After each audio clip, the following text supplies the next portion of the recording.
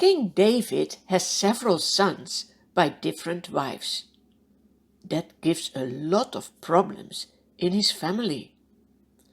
Absalom was his third oldest son. Today the story is about him. He has a beautiful sister, Tamar. One day something terrible happens. Another son of the king, Amnon, the firstborn, rapes Tamar. When Absalom finds out what has happened to his sister, he is very angry. He wants to take revenge. Absalom refuses to speak to Amnon. But 2 years later, Absalom has a plan. He has sheep shearers, and that's a nice occasion to make a party. He goes to his father, the king, and says, "Please, will you come and join me?" "No, my son," the king replies. Then Absalom asks if his brothers all can come, including Amnon. King David agrees with this plan. Absalom orders secretly his men. "Listen, we will give Amnon a lot of wine to drink. When he is drunk and I say to you, 'Strike Amnon down,' then kill him." When this happens, all the other sons of the king are shocked. They run away and flee. When King David hears the story, he is so sad. What a sinful things are happening in his family. Absalom cannot come back home. He needs to stay in another country. After 3 years, the commander of David's armies, Joab, sees that David is longing to see his son Absalom again. He tries to resolve the problem and invites a wise woman to see the king. The woman arrives dressed as a widow in mourning clothes. "I had 2 sons," she explains, "but they got into a fight. One killed the other. Now everyone is saying, 'Hand over the son who murdered, so we can put him to death for taking the life of his brother. This son is all I have.'"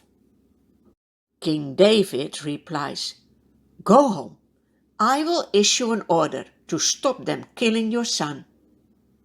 Then the wise woman says, "But king, why do you not the same with your son Absalom? Why can't he come back?" David summons Absalom to come back to Jerusalem, but he doesn't want to see him yet. It still takes 2 other years before David welcomes his son back into his palace. When Absalom arrives, he bows down before his father. Then King David kisses his son. You can see how difficult it is to forgive someone else who has wronged you. But that is what God does. Our sins make us enemies of God. But He still wanted to give His Son to get our punishment, so that our sins can be forgiven. Ask the Lord to help you to forgive others as well who have wronged you. But Absalom is still not a good son. He becomes very proud. He provides himself with a chariot and horses and 50 men to run ahead of him. Everyone praises him for his handsome appearance. Absalom is particularly proud of his hair. He cuts it only once a year, and then the weight of the cut hair is about 5 pounds. Absalom is often sitting in the city gate. There he meets the people who are coming to the king for a judgment. Absalom talks with them, and he says, "I can see that you are right in this matter.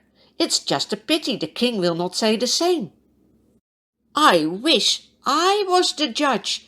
Then anyone with a case could come to me, and I would give him justice. And when anyone comes to bow to him, Absalom doesn't let him do so, but instead he shakes his hand and kisses such a man. So in this way Absalom becomes very popular with the people of Israel.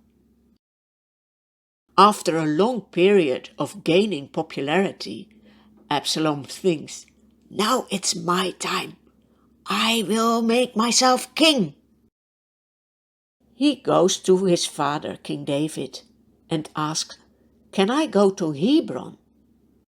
In the past I have promised God to make a sacrifice when he would bring me back to Jerusalem."